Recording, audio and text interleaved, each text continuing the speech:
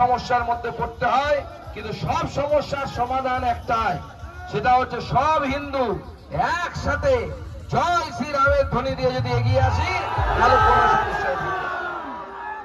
আমার পাশের বাড়ির হিন্দুর কারণ আমাকে এখনই মালদা গিয়ে ট্রেন ধরে কলকাতায় পৌঁছতে হবে, কারণ মাননীয় গৃহমন্ত্রী অমিত শাহজি কলকাতায় আসছেন। আজকে রাত্রিবেলা ওখানে আমি পৌঁছবো।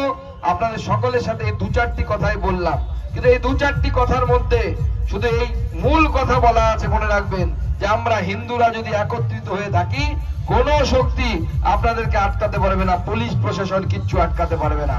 আর বাকি যা বাকি কোর্ট কাচারি যা আছে সব কিছুর জন্য আমি আছি। হিন্দুরা লড়াই করুক, সঙ্গে সব সময় আমি আছি। দেখুন, হিন্দুরা হারতে শেখেনি, হাজার হাজার বছর ধরে আমরা লড়াই করে জিতে আছি। পৃথিবীতে যদি সব থেকে বেশি সময় ধরে লড়াইয়ের যদি কোনো ঘটনা ইতিহাসে লেখা থাকে তাহলে হচ্ছে হিন্দুদের লড়াই। আমাদের উপরে কত শক্তি এসে শক, হুন, মোগল, পাঠান আমাদেরকে পরিবর্তন করতে পারেনি। আমাদের কিন্তু পূর্বপুরুষরাও লড়াই করেছিল, আমরাও লড়াই করছি।